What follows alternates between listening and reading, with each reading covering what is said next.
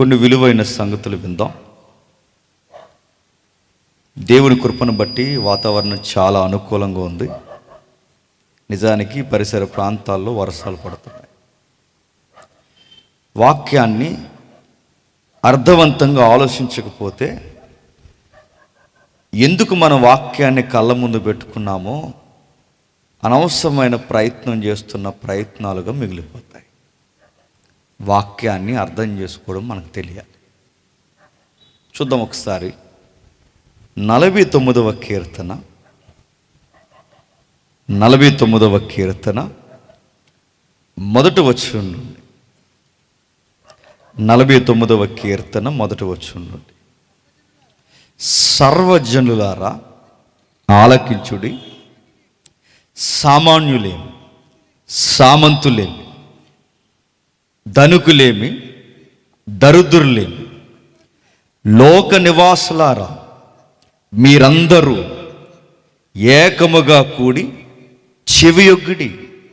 నా నోరు విజ్ఞాన విషయములను పలుకును, నా హృదయ ధ్యానము పూర్ణ వివేకమును గూర్చినదయుండును. గూఢార్థము గల దానికి నేను చెవియొగ్గదును, సితార తీసుకుని నా మరుగు మాటలను బయలుపరచదును. ఆగుతాం. బైబిల్లో ఏదన్నా ఒక వచనాన్ని మనం చదివినప్పుడు దాని చుట్టూ కొన్ని సందర్భాలు ముడిపడి ఉంటాయి. ఆ సందర్భాలు, ఆ కాల పట్టికను అర్థం చేసుకుని చదివితేనే వాక్యము మనకు అర్థం, అయితే అర్థం కాదు. ఇప్పుడు తెలుగు వచ్చి కనుక టక చదివేసుకున్నాం. నేను చదవమన్నారు కనుక మీరు చదివేశారు. ఇప్పుడు నేను ప్రశ్న అడుగుతున్నాను, చదివిన దాంట్లో మనకేం అర్థమైంది?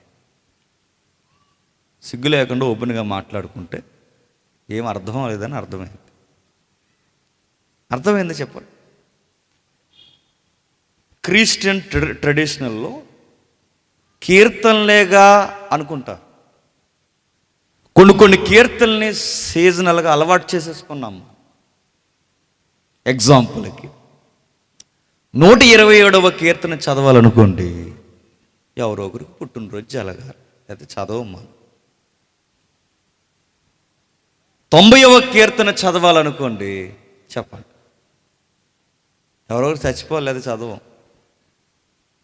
ఎఫ్ఎస్సీ పత్రిక 5వ అధ్యాయం చదవాలనుకోండి, చెప్పండి, ఎవరొకరు పెళ్ళి అవ్వాలి, అది చదువు. నేను అడుగుతున్నాను, సీజనల్గా బైబిల్ చదవాలని దేవుడు రాయించాడా, డైలీ చదవాలని రాయించాడా? డైలీ చదవాలి. అది రోజు ధ్యానిస్తే కానీ అర్థం కానిది అలాంటి నిగూఢమైన సంగతులు ఎన్నో ఉన్నాయి బైబిల్లో. అందులో ఒకటి మనం కదుపుతున్నాం. ఎవరో మాట్లాడుతున్నాడు, మాట్లాడిన ఆయనకు ఒక కాలం ఉంది. సుమారు ఆ కాల వ్యవధి అది క్రీస్తు పూర్వం 500-600 మధ్యస్థం. ఆ మధ్యస్థంలో వారు పాటలు రాస్తున్నారు. ఆ పాటలు అంటే అవి పాటలు కాదు, అవి మనుషులకు కావలసిన భవిష్యత్తు వాక్కులు. బైబిల్లో ఏ వచనం ఊరకే రాయబడలేదు, రాసిన వారు కూడా సామాన్యులు కాదు. ఏం రాస్తున్నాడు, ఏమని చెప్పాలనుకుంటున్నాడు అంటే చెప్తున్నాడు. చూడండి, సర్వజనులారా ఆలకించుడు, సామాన్యులేమి, సామంతులేమి, ధనికులేమి, దరిద్రులేమి, లోకంలో ఉన్న ప్రతి ఒక్కరూ ఏకముగా కూడిన మాట వినాలి. ఒక మాట అడుగుతాను, చెప్పండి, అందరూ నా మాట వినండి అని ఒక నడి బజార్లో ఒక వ్యక్తి నిలబడి మాట్లాడితే వినే మనుషులు అంటారా ఈ మనుషులు? మిమ్మల్ని అడుగుతున్నాను. ఒక మార్కెట్ ఏరియాకి ఇది ఒక నడి రోడ్డు మీద నిలబడి, ఇలాంటి సెంటర్లో నిలబడి మీరందరూ నా మాట వినాలి అంటే ఈ పబ్లిక్ ఈ రోజైనా ఆ రోజైనా వీళ్ళ వ్యూ ఏమంటారు చెప్పండి? ఖాళీగా ఉన్నాం అనుకుంటున్నావా అంటారు. వినరు. మరి ఎవరి మాట వింటారు? ఎవరి మాట పడితే వాళ్ళ మాట ఈ సొసైటీ వినదు. ఎవరి మాట వింటుందంటే ఫేమ్, నేమ్ ఉన్నవాడు మాట వింటుంది.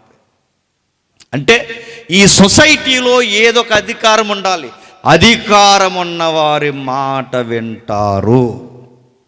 ఒక ఉదాహరణ, అప్పుడప్పుడు కొంత అధికారులు మీరు గమనించండి.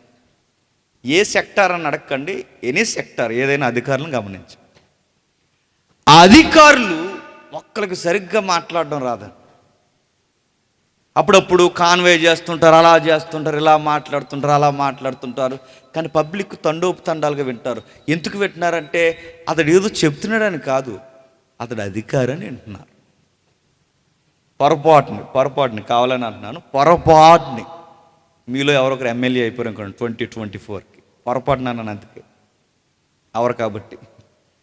మనలో ఎవరైనా ఎమ్మెల్యే అయ్యారనుకోండి, ఈ సొసైటీ యొక్క పద్ధతి ఎలా ఉంటుందో తెలుసా? ఆయన ఎవరు అనుకుంటున్నారు?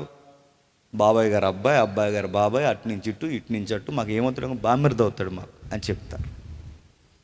మనకి నేమున్నా ఫేమున్నా సొసైటీలో ఒక స్టార్డమ్ ఉంటే మనకి బీరకాయ పీసులు ఎక్కువ పెరుగుతాయి. మనం ఏం మాట్లాడినా వింటారు, మనం తుమ్మినా వింటారు, దొగ్గినా వింటారు. అధికారులైతే ఆ మనిషి ఎలాంటోడైనా వింటారు.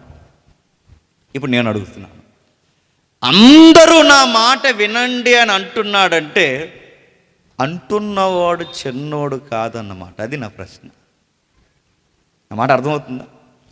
సామాన్యులైన వినాలి, సామంతులైన వినాలి అని నొక్కి నొక్కి ఒక్కానించి ఆయన చెబుతున్నాడంటే అంత అజమాయిషీగా ఆయన ఎలా చెప్పగలుగుతున్నాడు? ఎందుకంటే ఆయన ప్రొఫెషన్ అలాంటిది. ఎవరైనా చెబుతున్నది ఎవరు, ఆ విషయాన్ని మాట్లాడుతున్న ఆ వ్యక్తి ఎవరు అంటే ఒక్కసారి పైకెళ్ళండి, ప్రధాన గాయకునికి కోరాహు కుమారుల గీతం. ఎవరంటే మాట్లాడుతున్నది? కోరాహు కుమారులు. ఇప్పుడు ప్రశ్న, కోరాహు కుమారులు అంటే ఇంతకీ కోరాహు అంటే ఎవడు? అన్ని ప్రశ్నలే మనకి. కోరాహు అంటే ఎవడు? ఒకప్పుడు ఈజిప్ట్లో 430 సంవత్సరాలు ఇజ్రాయేల్ అనే ఒక వ్యవస్థ, బానిస బతుకుతున్నప్పుడు వాళ్ళకి స్వేచ్ఛనిచ్చిన ఒక నాయకుడు ఉన్నాడు, ఫ్రీడమ్ ఫైటర్. ఆయనే మోజెస్. ఆ మోసే గారి నాయకత్వంలో కదిలిపోతుంటే కొన్ని నాయకత్వాలు బయటకు వచ్చాయి. అందులో ఆ నాయకత్వంలో ఒక నాయకత్వం, ఒక ఆయన మనకు తెలుసు, మోసే గారు బాబాయ్ గారు అబ్బాయి కోరాహు. ఆ మోసే గారి యొక్క బాబాయ్ గారు అబ్బాయి ఒక పొలిటికల్ ఇష్యూ క్రియేట్ చేశాడు. నువ్వేనా వ్యవస్థ మీద నాయకుడిగా ఉండేది? మేము ఉండలేవా నాయకుడిగా? నువ్వు నాయకుడివి, నీ వ్యవహారం, నీ మాట మేము వినాలని తిరగబడ్డారు. ఎందుకంటే మనుషులు ఎలాంటి వాళ్ళంటే వాళ్ళ అవసరాలు తీరిపోతే తిరగబడతారు. ఎర్ర సముద్రం దాటక ముందు ఎవడ మాట్లాడలేదు. అంతకుముందు ఎర్ర సముద్రం దాటక ముందు మోసే మీద తిరగబడితే ఒక్కడ ఎర్ర సముద్రం దాటుదా చెప్పండి? దాటేసరి కనుక తిరగబడుతున్నారు. మన్నా తినక ముందు మాట్లాడలేదు, తినేసి మాట్లాడుతున్నారు. నీళ్ళ దొరక్క ముందు మాట్లాడలేదు, తాగేసి మాట్లాడుతున్నారు. అవసరాలు తీరిపోయే ఇక నేడో రేపో పాలస్తీనా భూభాగంలో, కానాను భూభాగంలో అడుగు పెడతారన్న టయానికి నీతో మాకు పని లేదన్న. తెలంగాణలో ఒక సామెత ఉంటుంది, ఏటి దాటే వరకు అంటారట ఏటి మల్లన్న, ఏటి మల్లన్న, ఏటి మల్లన్న. ఆ ఏటిలో కూర్చున్నప్పుడు ఇటు నుంచి అటు తీసుకెళ్తాడు కదండి. ఆ ఏటు, ఆ తెప్ప ఏదైతే ఉందో ఇటు నుంచి అటు తీసుకెళ్తున్నప్పుడు అందులో కూర్చున్న వాళ్ళు అతను పొగుడుతారట. నువ్వెవరనుకుంటున్నావు? ఏటి మల్లన్నవి. నువ్వెవరనుకుంటున్నావు? వీరుడివి, సూర్యుడివి. నువ్వు లేకపోతే ఆ ఊరికి ఈ ఊరికి కమ్యూనికేషన్ లేదు. నువ్వు మల్లన్నవి, వీరుడివి అంటారట. దిగిపోయిన వెంటనే అంటారట మల్లన్న లేదు, బోడు లేదంటారు. ఏటి మనల్ లేదు, ఆమల అంటే దిగేస్తారు. దిక్క ముందు ఆ ఏట్లో ఉన్నప్పుడు మాట్లాడితే ఎవడో నద్దాడు రాడు, నదిలోనే ఉంటారు అందరు. మనుషులు ఎలాంటి వారంటే అవసరం తీరిపోతే తిరగబడతారు, అవసరం అయిపోతే వాళ్ళు తిరగబడతారు. ఇదెంత వాస్తవమో కోరాహు కూడా తిరగబడ్డాడు. నాయకత్వంలో విడిపబడి, నాయకత్వంలో మన్నా తిని, నాయకత్వంలో ఎర్ర సముద్రం దాటి, నాయకత్వంలో నేడో రేపో పాలస్తీనా భూభాగంలో అడుగు పెడుతున్న టయానికి పెద్ద ఆయన మోసే గారి మీద తిరగబడేసరికి మోసే గారు ఏం అనలేదు. ఆయన ఏం అండు, ఎందుకంటే ఆయనకు ఒక బిరుదు ఉంది, మిక్కిలి సాత్వి. అనే వాళ్ళని అన్నిస్తాడు, వాగే వాళ్ళని వాగనిస్తాడు. మరి ఏం చేశాడు మోసే గారు అంటే ఏం చేయలేదు, అనేవారి కొరకు ప్రేయర్ చేశాడు, ప్రార్థించాడు. ప్రార్థించిన వెంటనే దేవుడు రెస్పాండ్ అయ్యాడు. మోసే ఒక్కసారి నువ్వు ఎలా పక్కకు రా, ఈ 250 మందిని అలా పక్కకు రమ్మను, వీళ్ళకు సెల్ఫీ ఇస్తానన్నాడు దేవుడు. సెల్ఫీ అంటే పైన తీయడు, కింద నేను తీస్తాడు. భూమి ఇడిపోయింది. 250 మంది వంకర మోకని అనగా కోరాహు గుంపుని మింగేసింది, చచ్చిపోయాడు. అయితే కోరాహు చనిపోయాడు, కానీ కోరాహు కొడుకులు చచ్చిపోలేదు. కొడుకులు అప్పుడు చిన్న చిన్న పిల్లలు. ఆ పిల్లలు ఎదిగి ఎదిగి ఎదిగి దావీదు కాలానికి వచ్చేసరికి పెద్ద గుంపు అయిపోయారు, ఒక తెగ అయిపోయిందని. దావీదు గారి టైం వచ్చేసరికి వినాలి ఇదంతా, ఈ కీర్తన అర్థం కావాలి అంటే దీని వెనకాల ఎంత చరిత్ర. ఆ దావీదు కాలానికి వచ్చేసరికి పెద్ద తెగ అయిపోయారు. ఆ తెగ అయిపోయిన మనుషుల కాలానికి అప్పటికి దావీదు వృద్ధాప్యంలో అడుగులు పెట్టడానికి సిద్ధమవుతున్న రాజు అయ్యాడు. అప్పుడు రాజు అయిపోయాడు, రిటైర్మెంట్ కూడా దగ్గర అయిపోయింది ఆయన. అలాంటి టైంలో దావీదు గారికి ఒక బాధ కలిగిన కోరికొచ్చింది. ప్రభువా, ఎక్కడో గొర్రెలు మేపుతున్న నన్ను తీసుకెళ్ళి రాజు దర్బారు ప్యాలెస్లో పెట్టావు. కిందుండే నేను మట్టి మనిషిని, పైన అంతఃపురంలో తిరుగుతున్నాను. మహిమలు అందుకోవాల్సిన నీవు ఆ డేరాల మధ్య ఆ గుడారంలో నీ మందసం ఉండిపోవడం నాకేం నచ్చలేదు. నువ్వు నాకన్నా పైన ఉండాలి, నాకన్నా గొప్ప ప్యాలెస్ ఉండాలి. అందుకే నీకు ఒక పెద్ద గుడి కడతాను, దాని పేరు స్వర్ణ దేవాలయం అన్నాడు. స్వర్ణం అంటే బంగారు. నువ్వు ఒక పెద్ద బంగారు గుడి కడతాను, ఏమంటావంటే దేవుడు అన్నాడు, నో అన్నాడు. ఎందుకు ప్రభు అని అడిగితే, నువ్వు కట్టొద్దు, ఎందుకంటే నీ చేతులు రక్తము చేత తడిసిపోయాయి, నువ్వు కట్టడానికి వీళ్ళు. అయితే ఆ కోరిక ఉండిపోయింది దావీదు గారికి. అయితే ఒక పంచే, నీ తదనంతరం కొడుకు వస్తాడు, అతడు కత్తి పెట్టడు, యుక్తి చేత రాజ్యాలు జయిస్తాడు. అతగాడి పేరు సొలొమోను. ఆయనతో కట్టిస్తాను, నువ్వు కట్టకన్నాడు. ఆయనతో కట్టిస్తానన్న మాట ఇచ్చాడు. ఎంత కట్టిస్తాడు? నువ్వెంత ఇష్టపడ్డావో అంత మందిరాన్ని నీ కొడుకు ద్వారా కట్టిస్తాను. కట్టే మందిరం పేరు ఏంటండి చెప్పాలి. మనకు దేవుని దగ్గర తప్ప అన్ని దిక్కులని మాటలు వస్తాయి. నిన్నే పుట్టినట్టు మాట్లాడుతాను, చెప్పండి పర్లేదు. దేవుడికి కడతానన్న మందిరం మెటీరియల్ ఏంటి చెప్పండి? బంగారం. ఇప్పుడు బంగారంతో అంత పెద్ద మందిరాన్ని కడతానంటున్నాడు. మందిరాన్ని కట్టక మునిపే దావీదు కొడుకు మందిరాన్ని కట్టే సమయానికి కావలసిన డిపార్ట్మెంట్లన్నింటినీ రెడీ చేశాడు. ఫస్ట్ డిపార్ట్మెంట్ ఏంటంటే సేవకులు కావాలి. మందిరం ఉంటే సరిపోద్దంటే సేవకుడు ఉండాలిగా. సేవకులు కావాలని ఎవరైతే సేవకులుగా పనిచేస్తారో లేవీల్ని పిలిచి, ఇదిగో మీకు జీతభత్యాలు ఇస్తాను, మీకు నెలసరి జీతం గవర్నమెంట్ తరఫు నుంచి మీకు వస్తుంది, మీ జీతం మీరు తీసుకుంటూ ఫుల్ టైం మినిస్ట్రీ మీరు మందిరంలో పనిచేయాలి. ఇది నోటిఫికేషన్ అని ఒక ఉద్యోగం మేళ రిలీజ్ చేసినట్టు లేవీలకి ఆఫర్ ఇచ్చాడు. సేవకులు అందరూ వచ్చారు, జాయిన్ అయిపోయారు. నెక్స్ట్ ఇంకా అప్పటికి మందిరం లేదు, జాయిన్ అయ్యారు. నెక్స్ట్ ఇంకెవరున్నారు? సేవకులు ఉంటే సరిపోదు, ఇంకెవరు ఉండాలి? వర్షిప్ లీడింగ్ ఉండాలి. ఆ రోజుల్లో వర్షిప్ లీడింగ్ అంటే ఎలా పడితే అలా కుదరదు. వర్షిప్ చేసేవాడు కూడా ఆత్మతోనూ సత్యముతోనూ ఉండాలి. పరిశుద్ధాత్మ ప్రేరణతో ఉన్న వాళ్ళే వర్షిప్ చేయాలి. అందులో కూడా 100 మందిని, సుమారు 250 మందిని నిలబెట్టి వర్షిప్ చేయించేవారు. సంగీతకారులు కూడా వచ్చేసారు. సేవకులు వచ్చారు, చెప్పండి, సంగీతకారులు, గాయకులు వచ్చారు. నెక్స్ట్ ఇంకెవరు కావాలంటే అంత పెద్ద మందిరానికి క్లీనింగ్ సెక్షన్ కావాలి కదండి, పరిచారకులు కూడా వచ్చారు. అంత బాగుంది. సేవకులు ఉన్నారు, గాయకులు ఉన్నారు, సంగీతకారులు ఉన్నారు, క్లీనింగ్ డిపార్ట్మెంట్ ఉన్నారు. ఇప్పుడు ఇదంతా జరగాలి అంటే మందిరాన్ని కాపాడే పోలీస్ డిపార్ట్మెంట్ కావాలి. మీకు డౌట్ రావాలి, పోలీస్ డిపార్ట్మెంట్కి మందిరానికి లింక్ ఏంటంటే చాలా పెద్ద లింక్ ఉంది. ఎందుకంటే ఆ మందిరానికి ఎస్కాట్ కావాలి. Escort means security, security means రక్షణ. ఆ మందిరానికి రక్షణ వలయంగా కవాతులు చేసే సైనిక బలగాలు కావాలి. ఎందుకు అంటే ఆ మందిరాన్ని ఏ మెటీరియల్తో కడుతున్నారు? ఏ మెటీరియల్? బంగారు దేవాలయం కనుక ఇప్పుడు ఇంత పెద్ద బంగారు గుడికి సెక్యూరిటీ ఉండాలో వద్దా చెప్పండి? ఉండాలి. వస్తూ పోతూ ఉన్న వారిని చెక్ చేసే వాళ్ళు ఉండాలా వద్దా? ఉండాలి. ఇప్పుడు ఈ పోలీస్ డిపార్ట్మెంట్గా పనిచేసే వాళ్ళు ఎవరయ్యా అంటే, దావీదు ప్రత్యేకంగా గుంపుని రిలీజ్ చేశాడు. ఆ గుంపు పేరే కోరాహు కుమార్. ఇదంతా ఎక్కడుంటుంది?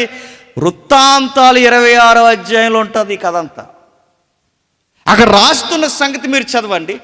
దేవాలయానికి పోలీసులు ఎందుకంటే అని మీరు అడిగితే, దేవాలయానికి పోలీసులు ఎందుకంటే అది బంగారం. మీకు అర్థమయ్యేలా చెప్పనా? ఇలా అనకూడదు. దేవుడి దగ్గరకు వచ్చి భక్తులమని చెప్పుకుని గుడికి, చర్చిలకి, మసీదులకు వచ్చి కొత్త చెప్పులు వేసుకెళ్ళిపోయే భక్తులు లేరు. చెప్పులు అట్టుకెళ్ళిపోయే భక్తులు ఉన్నారు. సీపుర్లు అట్టుకెళ్ళిపోయే భక్తులు లేరు. ఇంకా మాట్లాడు, దేవుణ్ణి ఎత్తుకెళ్ళిపోయే భక్తులు ఉన్నారు. దేవుని మంగళసూత్రాలు అట్టుకెళ్ళిపోయిన భక్తులు ఉన్నారు. దేవుణ్ణి నమ్మేసిన భక్తులు ఉన్నారు. బంగారంలో కాస్తంత పనికొచ్చేది ఏదన్నా ఉంది అని మందిరాల్లో కనబడితే పబ్లిక్ వండిస్తారా? భయం లేదు, మనసులో పట్టుకెళ్ళిపోతారు. గుడిలో పనికొచ్చే వస్తువు ఉంటేనే పట్టుకెళ్ళిపోతే మరి గుడంతా బంగారం అయితే, స్తంభం దగ్గరికి వెళ్ళి ప్రార్థన చేసుకుంటున్నామని చెప్పి ఓ మొక్క అలా కొట్టి జైలు పట్టుకోరు చెప్పండి. ఎందుకు పట్టుకెళ్ళిపోరు? బంగారం అంటే ఆ రోజైనా ఈ రోజైనా తక్కువ. బంగారం ఇప్పుడు గుడంతా బంగారం, మెట్లు బంగారం, గోళ్ళ బంగారం, స్తంభాల బంగారం, గంగాళం బంగారం, అన్నీ బంగారం. ఇప్పుడు గుడిలో అణువణువు బంగారం అయితే పట్టుకెళ్ళిపోతారు. అందుకే వచ్చిపోయే వారిని కావలా కాయాలి, వచ్చిపోయే వారిని చెక్ చేయాలి. డే అండ్ నైట్ షిఫ్ట్ డ్యూటీలో ఒక ఎస్కాట్ బృందం నడవాలి అంటే దీనికి బలగాలు కావాలని ఒక ఉద్యోగమేళ దావీదు రాజు ఉన్నప్పుడు ప్రకటించాడు. దాన్నే సెక్యూరిటీ విభాగం అంటారు. ఎక్కడుంది ఒకసారి చూద్దాం. ఒకసారి మొదటి దినవృత్తాంతాల గ్రంథం 26వ అధ్యాయం. మొదటి దినవృత్తాంతాల గ్రంథం 26వ అధ్యాయం మొదటి వచనం చూడండి ఒకసారి. మొదటి దినవృత్తాంతాల గ్రంథం 26వ అధ్యాయం మొదటి వచనం. ద్వారపాలకుల విభాగము ఆసాపు కుమారులలో కోరే కుమారుడై కోరాహు సంతతి వాడు. ఈ ద్వారపాలకులు అంటే సెక్యూరిటీ డిపార్ట్మెంట్, చెకింగ్ డిపార్ట్మెంట్. అంటే వస్తూ పోయే వాళ్ళని చెక్ చేస్తారన్నమాట. ఏం చెక్ చేస్తారు? మందిరంలోనికి ఏం తెచ్చారు, మందిరంలోంచి ఏమన్నా పట్టుకెళ్తున్నారు లేదా. ఇది ద్వారపాలకుల విభాగం. అంటే కోరాహు కుమారులందరూ ఏం చేస్తారంటే వారు day and night shift duty చేస్తున్నారు. డ్యూటీ చేస్తున్న ఆ సైనిక బలగాలకి విస్తుపోయే ఒక విషయం అర్థమైందట. దేవాలయంలో వీరు మందిరం నుండి పని చేస్తున్నారు. వాళ్ళ షిఫ్ట్ దిగిపోయిన తర్వాత ఇంటికి వెళ్తున్నారు, మళ్ళీ వస్తున్నారు, మరొక బ్యాచ్ చేస్తున్నారు, వాళ్ళు చేస్తున్నారు, వీళ్ళు చేస్తున్నారు. వీళ్ళందరూ కోరాహు సంతానం. వీళ్ళు డ్యూటీ చేస్తూ ఉండగా ఒక విషయం ఆశ్చర్యపోయారు. ఈ సమాజాన్ని ప్రశ్నించాలనుకున్నారు. నేరుగా తిరుగు లేకుండా ఒక మాట అడగాలనుకున్నారు. ఒక విషయం అర్థం అవట్లేదంట. ఆ మాటలే కీర్తనగా రాశారు. ఇప్పుడు అదే మనం చదువుతున్నాం. ఏం రాశారు ఇప్పుడు చదువుతాం. సర్వజనులారా ఆలకించుడి, సామాన్యులేమి, సామంతులేమి, ధనికులేమి, దరిద్రులేమి, లోక నివాసులారు మీరందరూ ఏకముగా కూడి చెవియొగ్గుడి. అందరూ వినాలి. ఇప్పుడు అడుగుతున్నాను, అందరూ నా మాట వినండి అంటున్నారంటే వినమని అనేవాడు క్యాపబిలిటీ ఉన్నవాడా కదా చెప్పండి. పోలీసులు వాళ్ళ మాట వినరు చెప్పండి. ఎందుకు వినరు? వెహికల్ చెకింగ్ అక్కడ చేస్తానంటే జంక్షన్ జామ్ అయిపోద్ది. ఇదంతా వినరు వాళ్ళ మాట. ఇందాక ఒకడు ఏం చేస్తున్నాడంటే ఆ వెహికల్ చెకింగ్ చేస్తుంటే నెంబర్ బోర్డు ఇలా ఫోటో తీసుకుంటే బోర్డుకి చేయి అడ్డేట్ వేస్తున్నాడు. నువ్వు ఎంత బోర్డుకి చేయి అడ్డేట్ వేసినా ఆ ఊరు దాటి ఎలాగా చూసారు. వాళ్ళ మాటలు వినాలి, వాళ్ళ మాటలు ఆలకించాలి. ఎందుకంటే వాళ్ళ సొసైటీని కాపాడుతున్న వ్యక్తులు. వాళ్ళ మాటలు ఖచ్చితంగా మనం గమనించాలి. అందుకే చెప్తున్నాడు చూడండి, అందరూ సామాన్యులేమి, సామంతులేమి, ధనుకులేమి, దరిద్రులేమి, లోక నివాసులారా మీరందరూ ఏకముగా కూడి చెవి. నా మాట అందరూ వినాలి. తిరుగులేని ఒక మాట అన్నాడు. వాడికి భాషలో మాట్లాడితే డబ్బు ఉన్నవాడైనా డబ్బు లేనివాడైనా, పచ్చడి మెతుకులు తింటున్నవాడైనా, పచ్చట కాగితాల మీద తిరుగుతున్నవాడు ఎవడైనా నా మాటని. ఎందుకంటే వీళ్ళందరికీ కలిపి ఒకే ప్రమాదం పొంచుందట. మనం డబ్బున్న వారిని డబ్బు లేని వారమని ఈ తారతమ్యాలు బయట ఉండొచ్చేమో కానీ మనమందరం దేవుని దృష్టిలో మనుషులు అంతే. డబ్బున్న వాళ్ళు లేటుగా చచ్చిపోతారని, డబ్బులు లేని వాళ్ళు త్వరగా చచ్చిపోతారని ఏమన్నా రూలు? అందరూ చచ్చిపోతారు.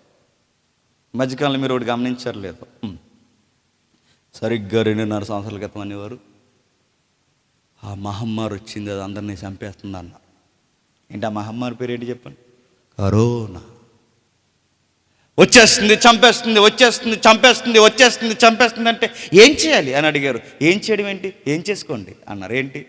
టీకాలు. First dose, second dose, third dose, booster డోసులు వేసుకోకపోతే చచ్చిపోతాం అన్నారు. సావు కోరు సలగా చెప్పినట్టు ఇప్పుడు అంటున్నారు వ్యాక్సిన్లు వేసుకున్నందుకే చచ్చిపోతున్నారు. అంతకుముందు ఏమన్నారు? వేసుకోకపోతే చచ్చిపోతా అన్నారు. ఇప్పుడు వేసుకున్నందుకు చచ్చిపోతారు. అంటే మొత్తం మీద చచ్చిపోతాం. మనుష్యులుగా మనం గుర్తుపెట్టుకోండి, చస్తాం. డబ్బు ఉన్నవాడైనా చేస్తాడు, డబ్బు లేనివాడైనా చేస్తాడు, పేరు ఉన్నవాడైనా చేస్తాడు, పేరు లేనివాడైనా చేస్తాడు. అందుకే సామాన్యులైన సామంతులైన మీరందరూ మట్టి మనుషులు, వినండి అంటున్నాడు. ఉద్యోగస్తుడిగా నేను చెప్తున్నాను వినండి అంటున్నాడు ఆ పోలీస్ ఆయన అక్కడ నిలబడి. సామాన్యులైన మీరినాలి మనందరికీ ఒకే ఒక్క ప్రాబ్లం ఉంది. ఎవరెవరి ప్రాబ్లమ్స్ కాదు, అసలు మీరు అనుకునే పెద్ద ప్రాబ్లమ్స్నే కాదు, మీ లైఫ్తో అతిపెద్ద ప్రాబ్లం ఒకటి ఫేస్ అయిపోతున్నా. అదే నేను చెప్పాలనుకుంటున్నాను. నా నిగూఢమైన సంగతులు పూర్ణ వివేకమును గూర్చినదే, విజ్ఞానమును గూర్చినదే నేను పలికి ధ్యానము మొదలు పెడుతున్నాను, మీరు వినండి. ఇవి గూఢమైన సంగతులు, ఇవి చెవియొగ్గి వినవలసిన సంగతులు, ఇవి చితార తీసుకుని మరుగైపోయిన సంగతులు. మీకు అర్థమయ్యేలా చెప్తాను, వినండి. ఏం చెప్పాలనుకుంటున్నావు అంటే కింద చెప్తున్నాడు, నా కొరకు పొంచు వారి దోషకృత్యములు నన్ను చుట్టుకొనినప్పుడు ఆపత్కాలముల్లో నేను ఎలా భయపడవలను క్వశ్చన్ వేస్తున్నాడు చూడండి. ఒక భయం ఉంది, ఆ భయానికి మనం భయపడాలి, కానీ అసలు విషయానికి భయపడలేదు. పనికి రాని తాత్కాలికమైన భయాలకి మనం భయపడుతున్నామంట. దేనికి భయపడతామంటే చెప్తున్నాడు చూడండి, నా కొరకు పొంచు వారి దోషకృత్యములు నన్ను చుట్టుకున్నప్పుడు ఆపత్కాలంలో నేను ఎలా భయపడవలను. సహజంగా ఒక మనిషి దేనికి భయపడతాడంటే తనకి విరోధంగా ఉన్న మనుషులకు భయపడతాడు. తనకు విరోధముగా ఆపదలు సృష్టించే వారిని, తనకు విరోధముగా దోషకృత్యములు జరిగించే వారిని, తనని ఏదో ఒకటి చెయ్యాలని తనకన్నా బలవంతుడు ఆలోచిస్తున్నప్పుడు సాటి మనిషికి భయపడతాం. ఎదురింటోడుకో, పొరుగింటోడుకో, ఎల్లయ్యకో, పొల్లయ్యకో, ఈదోడుకో, ఈది వెనకాలోడుకో, ఎవడొకడితో గొడవ పెడితే ఆ వెనకాల ఉన్నవాడు పొలిటికల్ లీడరో, వెనకాల ఉన్నవాడు డబ్బు ఉన్నవాడైతే వాడి గజగజ వణికేస్తాం. మనుషులకే భయపడిపోతాం. కానీ విషయం ఏంటి చెప్పినా, మన భయపెట్టినోడు చచ్చిపోతాడు, భయపడినోడు చచ్చిపోతాడు, అది మర్చిపోతాం. అందరం చచ్చిపోతాం, ఎవడైనా చనిపోతాం. చనిపోయే ముందు అసలు విషయాన్ని ఒకటి ఫేస్ అయిపోతున్నాం, అది మీ బుర్రలకి ఎక్కట్లేదు. నువ్వు మట్టి మనిషివై ఉండి తృణప్రాయుడైన మనుష్యుడికే భయపడుతున్నావు, ఆపదలకు భయపడుతున్నావు, ఇబ్బందులకు భయపడుతున్నావు, విరోధ భావం కలిగిన మనుషులకు భయపడుతున్నావు, భయపడవలసిన విషయానికి భయపడలేదు. అంతే కదండి. మనం చూడండి, లోకుగా ఎవడైనా దొరికాడు అనుకోండి, కేకలేసేస్తాం వాడి మీద. అదే మనకన్నా కాస్త బలం ఉన్నవాడు అనుకోండి, సాత్వికంగా మాట్లాడి గొడవలు ఎందుకులేండి అంత రివర్స్. మన ఎదురుగా ఉన్నవాడు, మన మీద ఉన్నవాడు ఆడు ఏదన్నా ఈ సొసైటీలో పేరెంట్ వాడితో పెద్ద గొడవలు పెట్టుకో. ఎందుకంటే అందరూ ఆడు మాట అంటారు, అధికారులు కూడా ఆడు మాట అంటారు, అంత గొడవ దిగం, భయం మనకి. అందుకే చెప్తున్నాడు చూడండి, ఇదిగో నా కొరకు పంచువారు దోషకృత్యములు నన్ను చుట్టుకొనినప్పుడు ఆపత్కాలములలో నేనేలా భయపడాలి? ప్రశ్న, క్వశ్చన్ మార్క్. నేను దీనికి భయపడాలా అని అడుగుతున్నాడు. మనం దీనికి భయపడాలా? మనం భయపడవలసింది మనుషులక? మరి ఇంకా దేనికి భయపడుతున్నాడు చెప్తున్నాడు చూడండి, తమ ఆస్తియే ప్రాపకమని నమ్మి తమ ధన విస్తారతను బట్టి పొగుడుకుని వారికి నేనేలా భయపడ. మరి కొంతమంది ఉన్నారట, ఎవరు? డబ్బుతో భయపెడేస్తారు.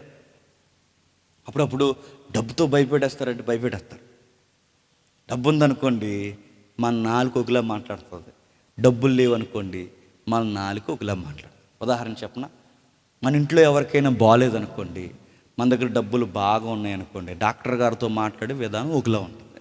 అదే మన దగ్గర డబ్బులు లేవనుకోండి, డాక్టర్ గారితో మాట్లాడే విధానం ఒకలా ఉంటుంది. ఏమంటే చెప్పనా, అయ్యా దేవుళ్ళు అంటుడయ్యా, ఇదిలమ్మ యజమాని ఏదోలా మా కొడుకుని బతికించండి అయ్యా, మీ కాళ్ళు పట్టుకుంటామయ్యా అంటాం. డబ్బులు లేవు, బతుకులాడతాం.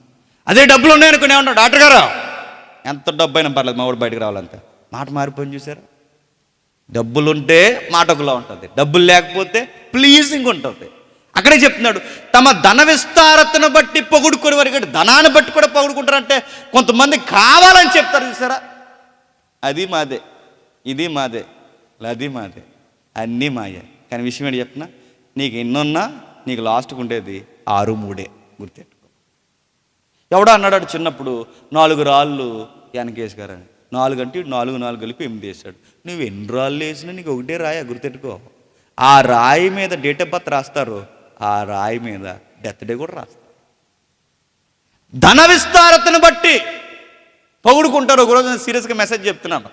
మెసేజ్ చెప్తుంటే పెళ్ళికూతురు బాగుంది, పెళ్ళికొడుకు బాగున్నారు, వాళ్ళిద్దరూ బాగెట్టున్నారు. దేవుని మాటలో బైబిల్ పట్టుకుని నీవు 70 సార్లు వేసిపోయి వెళ్ళిపోతుంది, ఎందుకలా వెళ్ళిపోతుంది అనుకున్న తర్వాత అర్థమైంది ఆవిడ కొత్తగా ఎంత పెద్ద నక్లీస్ చేసుకుంది, ఇప్పుడు అందరూ చూడాలి.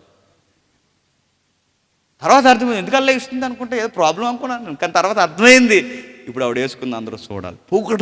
పొడిగించుకోడు, అబ్బా ఇంత నక్లీస్ వేసుకుంది ఇవిడా అని చెప్పాలి. ఇన్ని సైట్లు మీకున్నాయా అని చెప్పుకోవాలి. ఇంత అకౌంట్ మెయింటైన్ చేస్తున్నారా, ఈ లగ్జరీ మీద పొగుడుకోడు. డబ్బును బట్టి తమ ధనమే ప్రాపకమని నమ్మి తమ ధన విస్తారతను బట్టి పొగుడుకుని వారికి నేనే అలా భయపడ. ఈ సొసైటీ దేనికి భయపడుతుందంటే పేరున్న వాళ్ళకి భయపడుతుంది. ఈ సొసైటీ దేనికి భయపడుతుందంటే డబ్బున్న వారికి భయపడుతుంది. ఈ సొసైటీ ఆస్తి ఏ ప్రాపకం ప్రాణం అని నమ్మదు. రిలయన్స్ అధినేత ప్రజెంట్ మన లీడింగ్లో మన దేశంలో బాగా డబ్బున్నవాడు ముఖేష్ అంబానీ. ముఖేష్ అంబానీకి ఒకే ఒక్క కొడుకు. ఆ ఒక్క కొడుకు ఎంత కొడుకు మీరు చూసారు లేదా? బెంజుల్లో తిరుగుతారు, కొత్త బెంజ్ అయినా న్యూ ట్రెండ్లో దించుతారు. కానీ విషయం ఏంటి చెప్పిన, ఆ బెంజులో తిరిగే రిలయన్స్ అంబానీ కొడుకు లేదా రిలయన్స్ ముఖేష్ అంబానీ కొడుక్కి చెప్పారు డాక్టర్లు, నువ్వు బెంజులో తిరిగిన గంజే తాగులేత చచ్చిపోతావు అన్నారు. అయిపోతావు. ధనమే ప్రాపకమన్న బెంజులో తిరిగిన గంజే. డబ్బు డబ్బు డబ్బు డబ్బు అంటారు. డబ్బు తింటే బెదుగుతారా, డబ్బు తింటే పెరుగుతారా? డబ్బు దాచుకుంటే షుగర్లో బీపీలు వచ్చేస్తాయి. ఎందుకంటే ఇప్పుడు 2000 నోటు ఆపేయారట, అందరూ బీపీలు పెరిగిపోయింది. మన దగ్గర లేవు, గొడవలేదు, ప్రశాంతంగా ఉన్నాం. మనం ఉన్నోళ్ళకి భయం. ధనమే ప్రాపకం. ప్రాణానికి డబ్బుకి లింకు, ప్రాణానికి డబ్బుకి లింకు, పోగేసుకున్న దానికి లింకు. బాగా దాస్తారు. దాచిన తర్వాత ఏమన్నా తింటారా? ఏం తింటారు? తలకాయ ఏం తినరు. డాక్టర్ గారు తినొద్దన్నారు, తింటే చచ్చిపోతా అన్నారు. అంతే, ఎక్కువ తినకండి. మరి ఏం తినాలి? గంజి తాను, గ్లాస్ గంజి తేకండి. ఇంకా ఎక్కువ ఏంటంటే పచ్చికూరలు తినండి, ఇంకా ఎక్కువ ఏంటంటే పెరుగడం తినండి, అంతకుమించి ఏం తినండి. తింటే ఏమవుతుంది? డాక్టర్ గారు ఏముంటుంది ఇంక లాస్ట్ భోజనం అదే అన్నారు. డబ్బుంటే తినడానికి లేదు, డబ్బే ప్రాణం అనుకుంటారు. కానీ డబ్బు ప్రాణాలను నిలబెడతాదా? ఎన్నో సర్జరీలు చేశారంటే ఆయన సన్నంగా చేద్దామని. డబ్బు ఉంది, హెల్త్ వాళ్ళ చేతుల్లో లేదు. చూడండి, డబ్బు కాదు భయపడాల్సినది, పేరు కాదు భయపడవలసినది, ఈ జనాభా మోక కాదు భయపడవలసినది. జనాంగమా మీ అందరికీ చెప్తున్నాను, మీరు భయపడవలసింది ఒకటి ఉంది అంటున్నాడు ఆయన. ఏముందంటే కిందికి చెప్తున్నాడు చూడండి. తమ ఆస్తి ఏ ప్రాపకమని నమ్మి తమ ధన విస్తారతను బట్టి పొగుడుకునే వారికి నేను ఎలా భయపడవలను? ఎవడును ఏ విధము చేతనైనను తన సహోదరుని విమోచింపలేడు. వాడు కుళ్ళు చూడక నిత్యము బ్రతుకున్నట్లు వాని నిమిత్తము దేవుని సన్నిధిని ప్రాయశ్చిత్తం చేయగలవాడు ఎవలే. ఇది భయం. ఏంటి భయపడవలసినది? దేనికి మనం భయపడాలట? ఎవడును ఏ విధము చేతనైనను తన సహోదరుని విమోచింపలేడు. చస్తే మనం ఎవరు ఎదురు నిలబడాలి అంటే, ఒక 60 ఏళ్ళు ఒక సగటు భారతీయుడు చనిపోతే మనం నిలబడాల్సింది ఎవరు ఎదుటంటే దైవం ఎదుట. నువ్వు చేసిన మంచి క్రియలకైనా చెడు క్రియలకైనా నువ్వు చేసిన దానికి తగిన ప్రతిఫలం గాడ్స్ జడ్జిమెంట్ అమలు జరుగుద్దట. ఆ జడ్జిమెంట్ నుంచి నిన్ను తప్పించే నాదుడు ఎవడును లేడు. దీనికి భయపడు. అదేంటండి? చాలామంది అడుగుతారు, బతుకున్న ఈ బతుకు కాకుండా రాబోతున్న కనిపించని ఆ బతుకు కొరకు ఆలోచించి భయపడమంటారు. ఏంటంటే భయపడాలి, ఎందుకంటే ఇది అశాశ్వతమైనది, అది శాశ్వతమైనది. మనం ఎన్ని కుమ్ములాట్లాడుకున్నా, ఎన్ని చేసుకున్నా, ఎంత పోగేసుకున్నా, ఎన్ని అడ్డదారులు తొక్కినా ఈ భూమి మీద ఎంత ఉండాలనుకున్నా ఎగిరిపోతాం. గుర్తుపెట్టుకో, శాశ్వతంగా ఉండేది ఏమనుందంటే నువ్వు అనే నీ ఉనికి ఆత్మ మాత్రమే ఉంటావు. అది లెక్క చెప్పుకోవాలి, దేవుని ఎదుట నిలబడాలి, ఆ దైవం ఎదుట, ఆ నిత్యము ఉండే ఆ సర్వోన్నతుడి ఎదుట నిలబడాలి. నిలబడినప్పుడు ఆయనకు జవాబు చెప్పుకోవాలి. ఆయనకి జవాబు చెప్పడంలో ఎవరి దగ్గర సరి అయిన సమాధానం లేదు గనక ఆయన జడ్జిమెంట్ అందరికీ అమలు జరిగేది. కుళ్ళులోనికి గెంటేస్తాడు. కుళ్ళు అంటే దాని పర్యాయ పదం ఉంది, నరకానికి పంపిస్తాడు. అంటే మనుషులందరూ పోగేసుకుంటున్నది దేనికై అంటే మన క్రియలు, మన చర్యలు, మన భవిష్యత్తు కార్యాచరణ, ఇవన్నీ దేనికి పట్టం కడుతున్నాయంటే దేవుని చేత దెబ్బలు తినడానికి పట్టం కట్టుకుని బతుకుతున్నాం. మనం డబ్బున్న వాళ్ళకి భయపడుతున్నాం, పేరున్న వాళ్ళకి భయపడుతున్నాం, మనుషులకు భయపడుతున్నాం, సాటి మనిషికి భయపడుతున్నాం, బొద్దింకలకు భయపడతాం, పాములకు భయపడతాం. కానీ మీరు చస్తే జరగబోయే తీర్పుకి భయపడలేదు. ఆ రోజు నా దేవాలయంలో పనిచేస్తున్న సైనిక బలగాల పోలీసులు చాలా తీవ్రమైన విషయం చెప్పారు, మీరు దీనికి భయపడండిరా అంత చెప్తే అంటారు తిరిగేసి, నిజంగానే అవన్నీ ఉన్నాయంటారా అంట. ఉన్నాయో లేదో మెన్న పేపర్లో వచ్చింది, చదవండి. ఈ మధ్య యూట్యూబ్లో స్పెషల్ వీడియోస్ చేస్తున్నారు చాలామంది, చూడండి. ఏమొచ్చింది పేపర్లో అంటే, చావుకి దగ్గరగా వెళ్ళొచ్చిన ప్రపంచంలో 270 మంది రికార్డు మరణ వాంగ్మూలాలు రికార్డ్ చేశారు. రికార్డ్ చేస్తే ఆ రికార్డులో ఏముంది, ఇలా గంట చనిపోయి మళ్ళీ గంట మెలుకొచ్చి మళ్ళీ చచ్చిపోతారు చూసారా, ఆ రికార్డులు చేశారన్నమాట. బ్రైన్ డెడ్ అంటారు, చనిపోయి మళ్ళీ ఆ గుండెని కలిపితే మళ్ళీ బతికి మళ్ళీ చచ్చిపోతారు. ఇలాంటి రికార్డ్స్ అనేది తీశారు, సుమారు 270 రికార్డ్స్. ఈ రికార్డ్స్ అన్నింటినీ ప్రపంచంలో ఎవరికెవరికి సంబంధం లేదు, రికార్డులు అన్నీ తెర మీద తీస్తే అందరూ విచిత్రమైన విషయాలు చెప్పారు. మొన్న పేపర్లో వచ్చింది డైలీ హంట్లో. ఏం చెప్పారంటే, చనిపోయారుగా, ఈ గంట వ్యవధిలో మళ్ళీ ఊపిరి తీసుకున్నారు, మళ్ళీ ఈ లోపల మీకు ఏం జరిగింది, ఈ గంటలో మీరు ఎక్కడున్నారు, మీకు ఏమన్నా తెలిసిందని అడిగితే వాళ్ళు విచిత్రమైన విషయం చెప్పారు. మీరేం చూశారంటే, అందులో ఎక్కువ మంది చెప్పింది ఏంటంటే, మేము చనిపోయిన తర్వాత ఏదో మహా వెలుగు మాతో మాట్లాడుతున్నట్టు మాకు అనిపించింది అన్నారు. ఈ ప్రపంచం ఆశ్చర్యపోయింది. మరికొంతమందికి ఏం కనబడుతుందంటే, మరికొంతమంది అన్నారు ఏదో లోతైన నల్లటి అగాధాలు కనిపిస్తున్నాయి, కెరటాలు లెగుస్తున్నట్టు కనబడుతున్నాయి, నల్లటి మేఘాలు కమ్ముతున్నట్టు కనబడుతున్నాయి. ఈ లోపు ఏం జరుగుతుందో మాకు అర్థం లేదు, మెలకు వచ్చింది, ఇక్కడ ఉన్నామన్నారు. వింత వింత మాటలు చెబితే ఈరోజు రికార్డ్ చేసుకుంటున్నారు వాటిని. ఆ కనబడుతున్న వెలుగు, ఆ కనబడుతున్న చీకటి, బైబిల్ దాన్ని అందే, అది జడ్జిమెంట్ రికార్డ్స్. కనిపిస్తున్న వెలుగెవరో కాదు, నిన్ను పుట్టించిన సృష్టికర్త. ఆ కనబడుతున్న ఆ భయంకరమైన ఆ నల్లటి బిలమేదో కాదు, నువ్వు వెళ్ళబోయే నీ క్రియలకు ప్రతిదండన స్థలం అది. ఈరోజు రాసుకుంటున్నారు, ఈరోజు మాట్లాడుకుంటున్నారు. ఆ మరణంలో కనబడుతున్నవి ఏంటంటే కనబడుతున్నాయి. బైబిల్ అదే చెప్తున్నాడు, ఎవ్వడును ఏ విధము చేతను తన సహోదరుణ్ణి విమోచింపలేడు. మీరు అనుకుంటున్నారు 60 ఏళ్ళు ఈ మబ్బు జీవితాన్ని చూసి ఇదే జీవితం అనుకుంటున్నారు తప్ప, నేడో రేపో టుపుక్కుమని ఎగిరిపోతే ఆ దేవుని దగ్గర ఏం చెప్పుకుంటారు? ఒకటా రెండా చెప్పండి. తుమ్మితే చచ్చిపోతున్నారు, దగ్గుతే చచ్చిపోతున్నారు, రోడ్డు మీదకి వెళ్తే ప్రమాదాలతో చనిపోతున్నారు, ఎక్కడికి పోయినా రకరకాల కారణాలతో చనిపోతున్నారు. అమ్మయ్య నాకు ఏమీ జరగలేదంటే వయసు అయిపోయి చచ్చిపోతున్నాం, మొత్తమే చచ్చిపోతాం అంతే. ఇక ఆ చచ్చాక దేవుని ఎదుట నిలబడాలి. ఆ నిలబడ్డాక ఆయన దగ్గర నీ పుట్టించిన సృష్టికర్తకి ఆయన చేతుల్లో నుంచి విడిపించడానికి మనకి ఏ మూల్యము లేదట. ఈ మాట ఆ సైనిక బలగాలు ఎందుకు చెప్తున్నారంటే, వాళ్ళు ద్వారపాలకులు అంటే వారు చెక్ చేస్తున్నారు, వస్తూ పోయేవారిని చెక్ చేస్తున్నారంటే వాళ్ళ మనుషులు గుర్తుపడతారు. వాళ్ళు ఏం గుర్తుపట్టారు? వరే ఉదయం వచ్చారు, మధ్యాహ్నం వచ్చారు, సాయంత్రం వచ్చారు, రోజు వస్తున్నారు, ఇన్నిసార్లు మందిరానికి ఎందుకు వస్తారని అడిగితే వాళ్ళు ఆశ్చర్యపోయి ఒక మాట చెప్పారు. ఉదయం వచ్చారు, మధ్యాహ్నం వచ్చారు, సాయంత్రం వచ్చారు, రేపు వస్తున్నారు. రోజు మీరు డైలీ మందిరానికి వస్తున్నారు. ఎప్పుడో వారాంతం రావాల్సింది మీరు డైలీ ఎలా వస్తున్నారు అంటే వాళ్ళొక నియమం చూపిస్తూ చెప్పారు. ఏంటంటే, ఇదిగో ఎవడైనా పాపము చేస్తే ధర్మశాస్త్రంలో కోడినో మేకనో ఎద్దునో ఏదో ఒక మూగ జీవిని దేవుడు బలిమ్మని రక్త ప్రోక్షణ జరిగించమని అన్నాడుగా మోసే ధర్మశాస్త్రం ప్రకారం. ఇదిగో మేము చేసిన పాపాలకి జవాబుగా దేవుని ఎదుట ఈ బలి నైవేద్యాలు ఇవ్వడానికి వచ్చామన్నా. మరి ఉదయం వచ్చావు కదరంటే ఉదయం వచ్చాను అన్నాడు. మరి మధ్యాహ్నం వచ్చాం కదరంటే మధ్యాహ్నం వచ్చాను అన్నాడు. మరి సాయంత్రం కూడా వచ్చాను. మరి డైలీ 3 పూటలు ఎందుకు వస్తున్నారు అంటే అదిరిపోయి ఆన్సర్ చెప్పారు. ఆ ఉదయం పాపాలకి, ఇవి మధ్యాహ్నం పాపాలకి, ఇవి సాయంత్రం పాపాలు. ఆశ్చర్యపోయారు వాళ్ళు. అంటే మీరు బలులను ఏం చేస్తున్నారంటే దేవుడిచ్చిన రాయితీని అడ్డంగా ఉపయోగించి బలి ఇచ్చేస్తే అయిపోద్ది అనుకుంటున్నారు.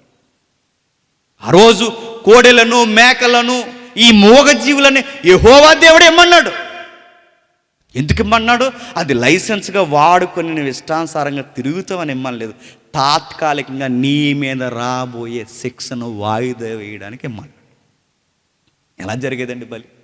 మోసే అహరోనుని పిలిచి ఒక మూగ అమాయకపు జీవిని నిలబెట్టి దాని తల మీద చెయ్యేసి, నేను చేసిన తప్పుదారికి నాకు బదులుగా ఈ మూగజీవి చనిపోతుందని దాని ముందు ఒప్పుకుంటే, ఆ మూగజీవిని ఒకేసారి నరిగితే అది రక్తము ఒలిగి విలవిలా కొట్టేసుకున్నప్పుడు పైనున్న దేవుడు జాలిపడేవాడు.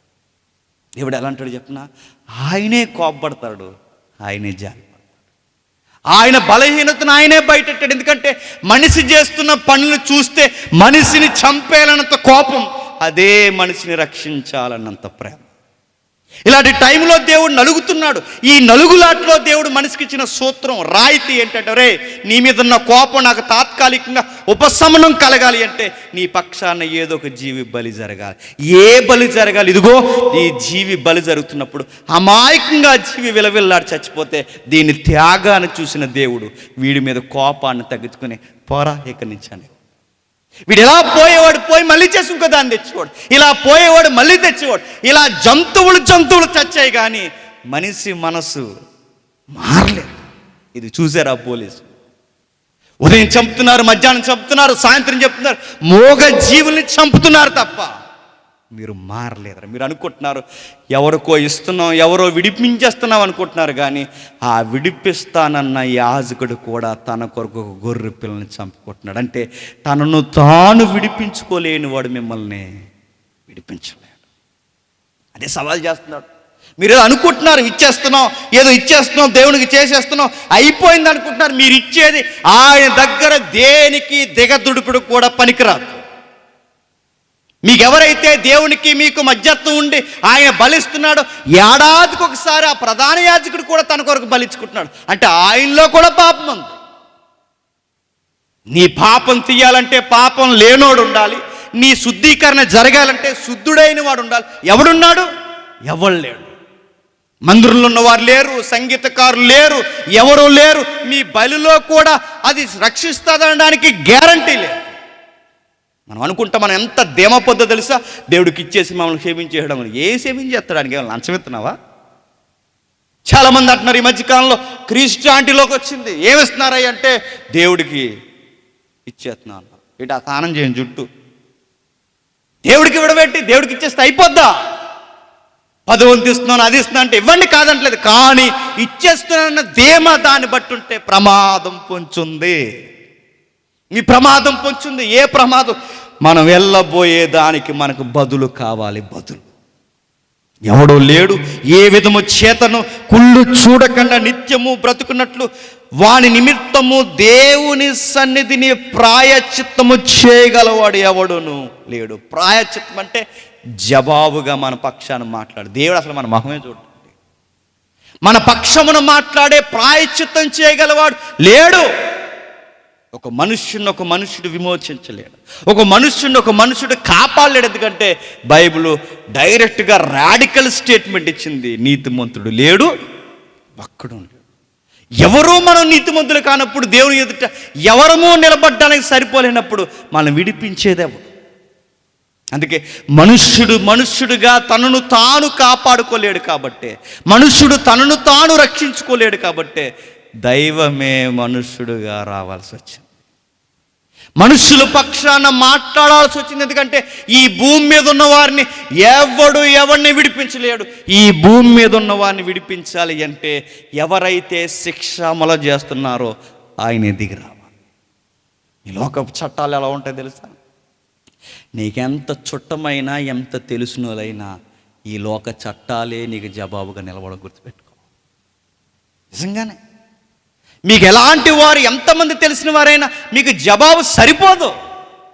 లేదంటే మాకు పలానా తాలిక అంటే మీరు గమనించండి, మంత్రులు తప్పించుకుంటున్నారా? కోట్ల రూపాయలు ఉన్నవారు తప్పించుకో. మనం రాసుకున్న చట్టాల ముందు మనల్ని మనమే కాపాడుకోలేకపోతే దేవుని చట్టం ముందు మనల్ని కాపాడగలిగే క్యాపబిలిటీ ఉన్నవాడు ఎవరు చెప్పండి? ఎవరు లేడు. అందుకే దేవుడు రావాల్సి వచ్చింది. ఆయన వచ్చి ఏం చేశాడు చెప్తున్నాడు చూడండి. వారి ప్రాణ విమోచన ధనము బహు గొప్పది, అది ఎన్నటికీ తీరక అట్లుండాల్సిందంటే మనల్ని విమోచించే ప్రాణ విమోచన ధనము. దేవుని పక్షాన మనుషుల పక్షాన, దేవుని పక్షాన మనుషుల పక్షాన ఇద్దరికీ జవాబుదారిగా నిలబడేవాడికి కావాలి. ఆయన ఎవరున్నాడు? సంపూర్ణమైన దేవుడు కావాలి, సంపూర్ణమైన మానవుడు కావాలి. సంపూర్ణమైన దేవుడు, సంపూర్ణమైన మానవుడు ఎవరున్నారు మనల్ని విడిపించడానికంటే? ప్రభు అయిన యేసుక్రీస్తు వారు ఉన్నారు. ఆయనే వచ్చాడు. వచ్చి ఏం చేశాడు? మన ప్రాణ విమోచనకి బహు గొప్పదైన ఒక ధనాన్ని చెల్లించాడు. మన ప్రాణ విమోచనకి బహు విలువైన గొప్పదనాన్ని చెల్లించాడు. ఏ గొప్పదనం అది? ఒకసారి చూడండి. మార్కు సువార్త 10వ అధ్యాయం, మార్కు సువార్త 10వ అధ్యాయం 45వ వచనం. త్వరగా ముగించుకుందాం. మార్కు సువార్త 10వ అధ్యాయం 45వ వచనం. మనుష్య కుమారుడు పరిచారము చేయించుకొనుటకు రాలేదు కానీ పరిచారము చేయుటకును అనేకులకు ప్రతిగా విమోచన క్రయధనముగా తన ప్రాణము ఇచ్చుటకు వచ్చిన మన విమోచన క్రయధనం ఏంటట? ప్రాణం. ఎవరి ప్రాణం? ప్రభు అయిన యేసుక్రీస్తు. ఒక విషయం గుర్తుపెట్టుకోండి. పాత నిబంధనలో జంతువుని, పాత నిబంధనలో గొర్రెని, పాత నిబంధనలో మేకని, పాత నిబంధనలో మూగజీవుల్ని ఎందుకు ఆయన బలించాడంటే అసలైన ఒక త్యాగం మీకు జరగబోతుందని నేర్పించడానికి ఆ రోజు తాత్కాలికంగా బలిమ్మన్నాడు. శాశ్వతమైన ఒక బలి జరుగుతుంది. ఏ బలి? మనుషులందరి కొరకు ఒక నీతిమంతుడైన మనుషుడు వచ్చాను. అలాగైతే కానీ మన మీద ఉన్న నేరారోపణ కొట్టివేయబడతాడు. ఉదయం ఇస్తున్నాం, మధ్యాహ్నం ఇస్తున్నాం, సాయంత్రం ఇస్తున్నాం కాదు. మీరు ఎన్నిచ్చినా మీరు చేసినది ఎవరో ఒకరు భరించాలి. అప్పుడప్పుడు మీరు గుర్తుపట్టండి. దేవుడు మమ్మల్ని శిక్షిస్తాడని మాకు తెలియదండి, అసలు దేవుడు ఇలా తీసుకుంటాడు మాకు తెలియదండి, అందుకే ఆయన తెలియకుండా మేము ఇలా చేసేసామని అంటే ఊరుకుంటాడు అనుకుంటున్నారా? ఊరుకోడు. ఒక ఉదాహరణ చెప్తాను, గుర్తుపట్టండి. అప్పుడప్పుడు ఆటో డ్రైవింగ్ చేస్తున్న వాళ్ళు పొరపాటున బ్యాగులు తెచ్చేస్తున్నారు ఇంటికి. పొరపాటున ఎవరైనా ప్యాసింజర్స్ బ్యాగ్స్ మర్చిపోతే ఇంటికి బ్యాగ్ తెచ్చేస్తారు. బ్యాగ్ తేగకూడదు ఇంటికి. ఎవరైనా బ్యాగ్ మర్చిపోతే వాళ్ళే కాదు, మీరు కూడా రోడ్డు మీద ఏదైనా బ్యాగ్ దొరికితే సరాసరి పట్టుకెళ్ళి పోలీస్ స్టేషన్కి ఇవ్వాలి.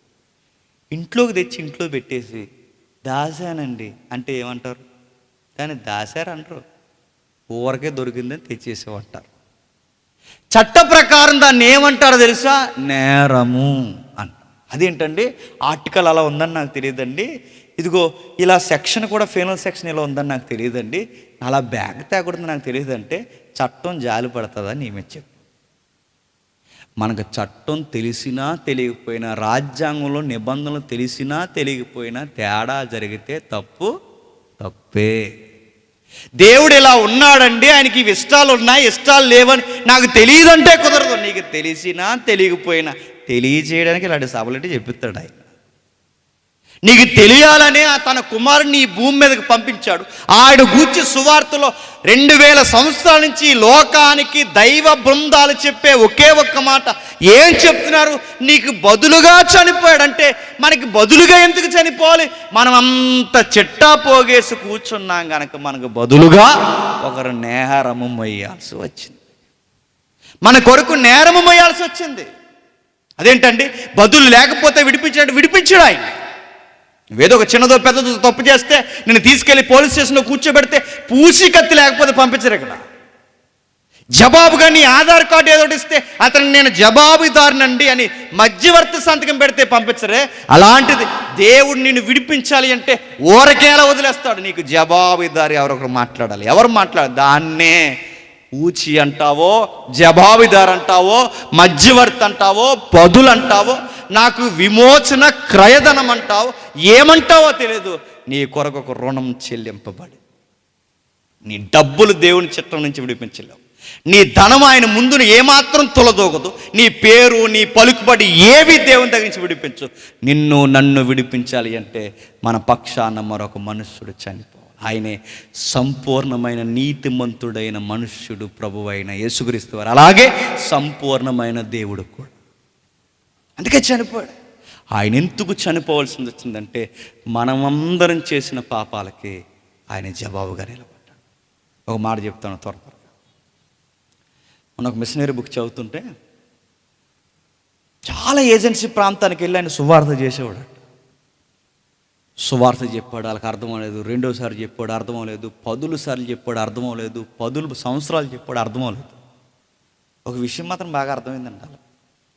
వాళ్ళకి ఏం అర్థం అవ్వకపోయినా వాళ్ళకి అర్థం కాదంటే గుర్తు ఏంటంటే, గొడవ వస్తే ఆ గూడెం ప్రజలు, ఈ గూడెం ప్రజలు, వీళ్ళు ఉంటారు కదండి ఏజెన్సీ ప్రజలు, ఈ గూడెంలు ఉండేవారు అక్కడెక్కడ వీళ్ళ తెగల జాతులుగా కొట్టేసుకునేవారు. పాస్టర్ గారు అనేవారు, మీకు ఎన్నిసార్లు సువార్త చెప్పినా మీకు బొరకెక్కుతలేదు.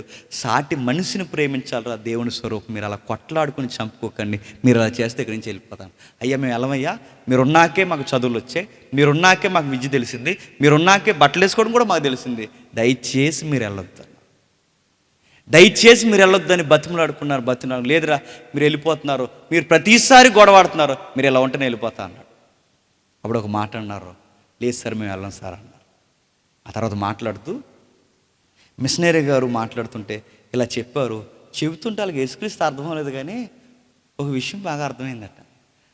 3.5 సంవత్సరాలు వెనకాల తిరిగి తెలియకుండా భలే మెయింటైన్ చేసి ఆయన నమ్మేహాడురా, మనం అలా ఉండాలరా అన్నాడట. ఎవడాడు?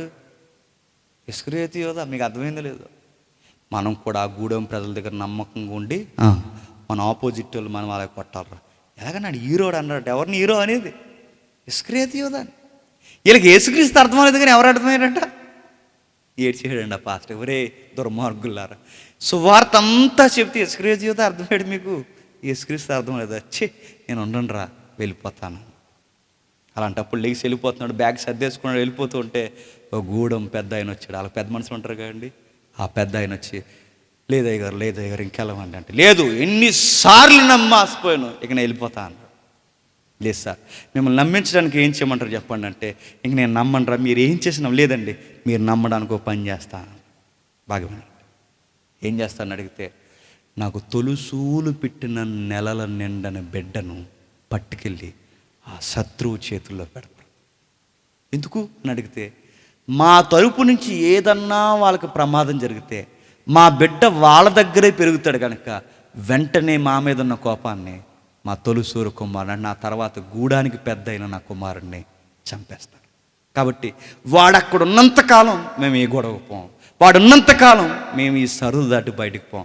మాటిస్తున్నామయ్యా, ఈ నెలలు నిండని బిడ్డను పట్టుకెళ్ళి మా శత్రువుల చేతుల్లో పెడుతున్నాం అనగానే పాస్టర్ గారికి మతిపోయింది.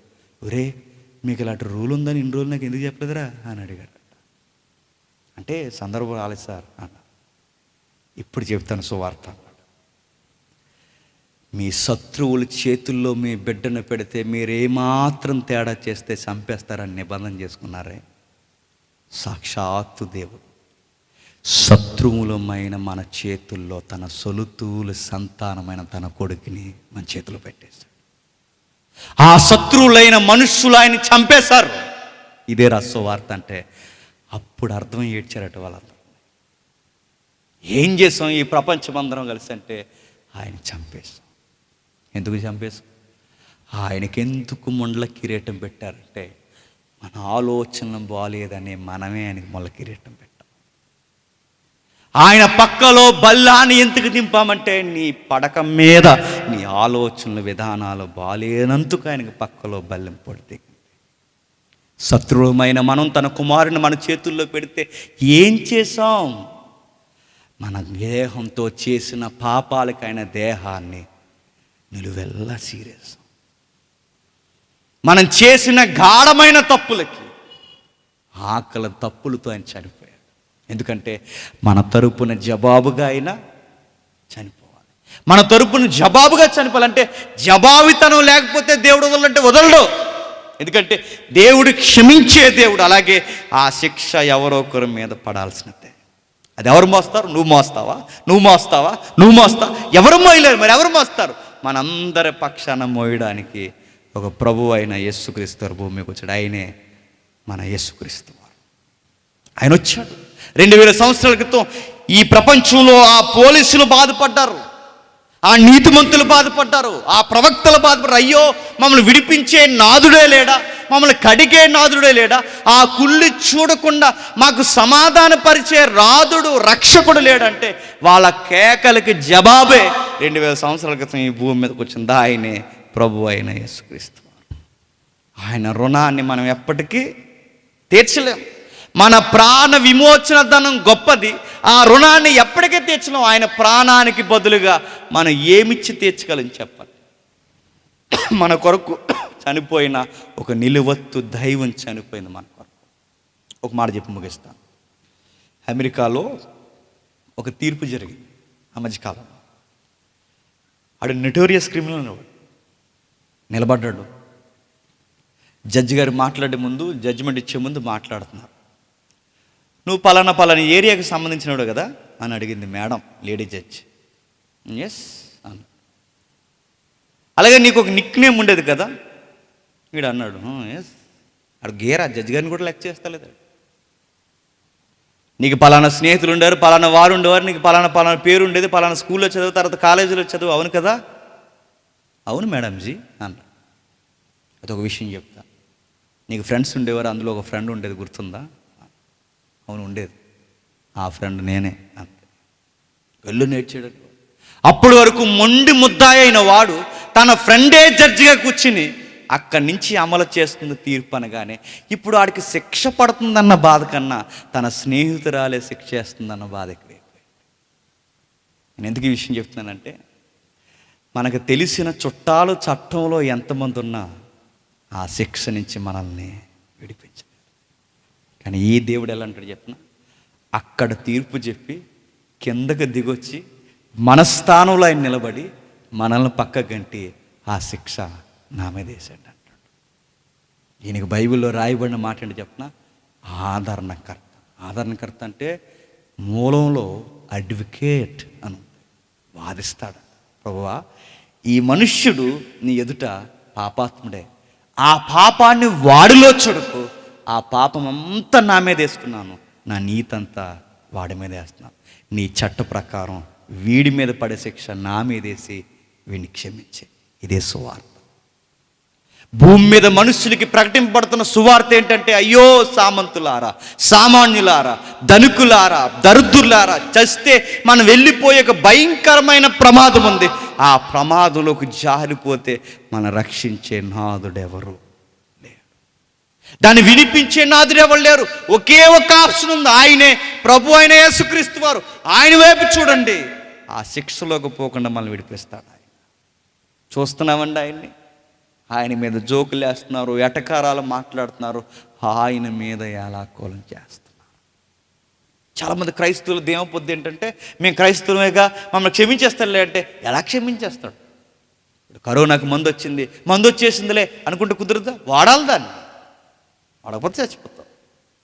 యేసుక్రీస్తు అనే రక్షకుడు వచ్చాడు, ఆ రక్షకుడు నీలోకి తెచ్చుకోవాలి, లేకపోతే నువ్వు బ్రతకడం కష్టం. ఆయన ఎదుటి నిలబడలేవు. నీలో నాలో ప్రభు అయిన యేసుక్రీస్తు వారు క్రీస్తుని చూడాలనుకున్న ఆయన తత్వాన్ని మనం స్పష్టముగా మనం చూపించకపోతే, ఆ ఇమేజ్ ఆయనకి కనబడకపోతే మనం దేవుని ఎదుటి నేరస్తులుగా నిలబడతాం. ఏం చేసావయ్యా భూమి మీద 20 ఏళ్ళు ఏం చేసావంటే, పోగేసుకోవడమే సరిపోయిందంటే ఈయన తీసుకెళ్ళి పోగేసాడు అంటాడు అంతే. ఏం చేసి 20 ఏళ్ళు ఏం చేసావంటే, బిడ్డలు అలా పెంచడం, చదువులు వాళ్ళకి మళ్ళీ పెళ్ళిళ్ళు చేయడం, ఆ పెళ్ళిళ్ళ తర్వాత పురుళ్ళు పోయి ఇదే సరిపోయింది ప్రభు. ఈ లోపు ఏదో నొప్పిగా అనిపించింది, ఏటని చూసుకున్నాను, కొలదరి చూసి ఇక్కడ ఉన్నాను ప్రభు అంటే తోసే అంటాడు అంతే దేవుడు. నీ మానవ జీవితంలో ఏం చేసావంటే ఏం చేయలేదు. పోగేసుకున్నాం, సంబంధాలు పోగేసుకున్నాం, ఈ కావాల్సినవన్నీ పెంపొందేసుకున్నాం, పిల్లలు ఇవి రకరకాల వాటిల్లో మనం ఈ మబ్బులు పట్టు ఉన్నాము తప్ప మనకున్న ప్రమాదాన్ని గుర్తించేది ఎవరు? అదే చెప్తున్నారు ఆ డిపార్ట్మెంట్. రే నిన్న వచ్చారు, ఈరోజు వచ్చారు, రేపు వస్తున్నారు, రోజు వస్తున్నారు, ఈ బలులు మిమ్మల్ని విడిపించలేవు. ఈ స్వర్ణ దేవాలయం కూడా మిమ్మల్ని విడిపించదు. మనం విమోచించేవాడు కావాలి. ఆ విమోచించే ధనము ఏదన్నా ఉంటే అది గొప్పది. ఎప్పటికీ ఆ రుణాన్ని మనం తీర్చలేం. మన తలిచ్చినా తీర్చలేం, మన అవయవాలు ఇచ్చినా తీర్చలేం, మనం ఏమిచ్చినా దాన్ని తీర్చలేం. అందుకే ప్రభు అయిన యేసుక్రీస్తు వారికి ఏమిచ్చినా తీర్చలేమని అపోస్తులు అన్నారు. కనుకే నీ ప్రేమకు మేము బానిసలు అన్నారు, దాసులు అన్నారు. నీకెంత చేసినా తక్కువ, ఎందుకంటే నీ ప్రాణం ముందు మేము ఏమిచ్చినా దానికి వెలకట్టలేము, నీ సేవ చేయడం తప్ప. ఇది మీకు అర్థమైతే మనం ఇంటికి వెళ్ళిన తర్వాత చేయాల్సిన పని అని చెప్పిన, ప్రభువా తెలుసో తెలియదు, ఏం జరిగిందో తెలియదు, ఏ ధీమా పొద్దుతూ ఈరోజు వరకు ఉన్నాను నాకు తెలియదు, నువ్వే అని ఒక ఆన్సర్ లేకపోతే ఈ రోజుకి నేను బతికి ఉండలేను ప్రభువా. అది ఒప్పుకోవాలి మన ప్రార్థన. ఈరోజు కుర్చీలో మీరు అలా ధీమా కూర్చున్నారంటే, నేను ఇక్కడ నిలబడి మాట్లాడగలుగుతున్నానంటే మనం ఆదాము కన్నా పెద్ద పాపలు గుర్తెట్టుకోండి. ఆదాము చేసింది ఒకటే, మనం చేసినవి రోజుకి 70 అయినా బతుకున్నాం. ఆదాము ఒకటి చేస్తేనే అంత శిక్ష వస్తే రోజుకి 70, 80 పాపాలు చేసినా ఈ రోజుకి మనం ఉన్నామంటే మన పక్షాన్ని ఎవరో మనకి అడ్డొచ్చారు. ఇంకా క్షమాపణ ఎదురు చూస్తుంది.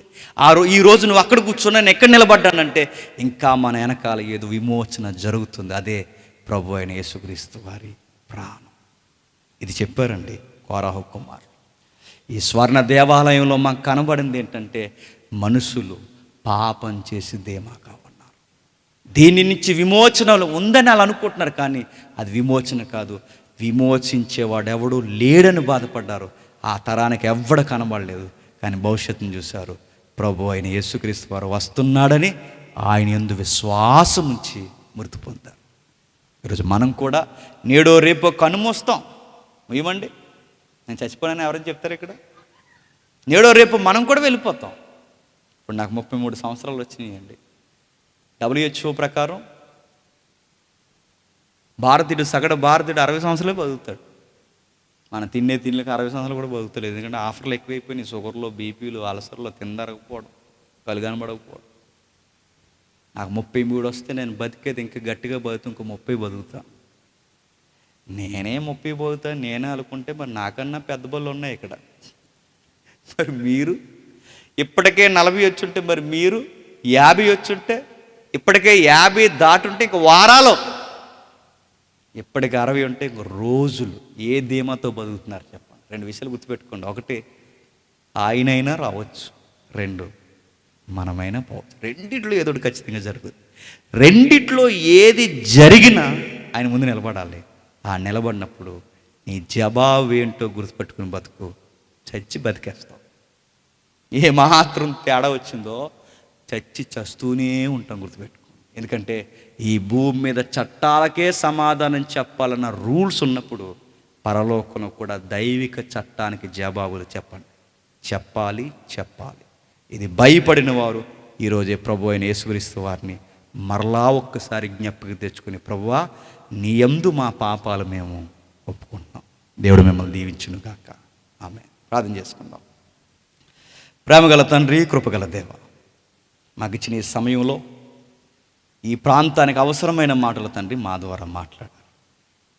విలువైన మాటలు తండ్రి. ఇదే సువార్త. మానవుడు తండ్రి ఏ స్థితిలో కూరుకుపోయాడో తెలియట్లేదు తండ్రి.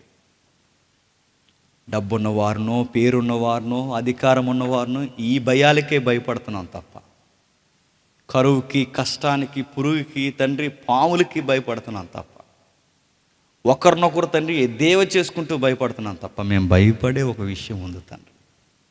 మేము చూడాల్సిన కుళ్ళు, నరకం. దానికి పోకుండా మమ్మల్ని ఆపగలిగేది ఎవ్వరు లేరు. సాటి మనుషులు లేరు, యాజకులు లేరు, ఒకరినొకడు విమోచించగలిగే నీతిమంతుడు ఒక్కడునూ లేడు. అలాంటి సమయంలో తండ్రి ఆ సైనికులు గొంతెత్తారు సార్.